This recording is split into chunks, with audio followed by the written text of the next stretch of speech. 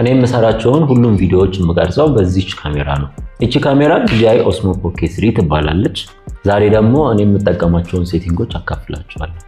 በመጀመሪያ ማስተካከል ያለባችሁ የምትቀርጹበትን ፎርማት ነው። እኔ በብዛት የምጠቀመው ለኮንተንት ክሪኤሽን ስለሆነ በብዛት የምፖስተው YouTube ላይ እና TikTok ላይ ነው። ስለዚህ YouTube ላይ ከሆነ 4K 24 FPS አድርጋችሁ ብትቀርጹ፣ TikTok ላይ ከሆነ ደግሞ 1080 በ24 FPS አድርጋችሁ ብትቀርጹ በጣም አሪፍ ነው።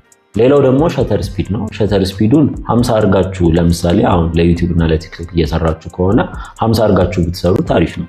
ሶስተኛው ደግሞ የከለር ሴቲንጋችሁ ነው። የከለር ሴቲንጋችሁን ሎግ አድርጋችሁ ብትቀርጹ ይመረጣል። ግን ቪዲዮአችሁን ቶሎ የምትጠቀሙት ከሆነ በኖርማል ፎርማት ብትሰሩ ይሻላል። ምክንያቱም ሎግ አድርጋችሁ ከቀረጻችሁ በኋላ ቪዲዮ ኤዲት ስታደርጉ ከለር ግሬዲንጉ ሰዓት ስለሚፈጅባችሁ እሱ እንዳያስቸግራችሁ በኖርማል ፎርማት አድርጋችሁ ብትቀርጹት አሪፍ ነው።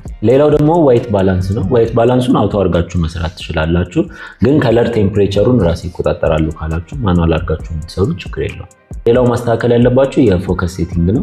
ይሄንን ሴቲንግ ኮንቲኒየስ አድርጋችሁ ብትሰሩት አሪፍ ነው። እንደ ስራችሁ ደግሞ እየቀያየራችሁ መስራትም ትችላላችሁ። በመጨረሻም ሻርፕነስ እና ኖይዝ ሪዳክሽን ነው። ሻርፕነሱን -2 ላይ፣ ኖይዝ ሪዳክሽኑን ደግሞ 1 ላይ ብታደርጉት ይመረጣል። ስለዚህ ይሄንን ካሜራ የምትጠቀሙ ከሆነ ይሄንን ሴቲንጎች አስተካክሏቸው። እናንተም ደግሞ ያላችሁን ሐሳብ ኮሜንት ላይ አስቀምጡልኝ።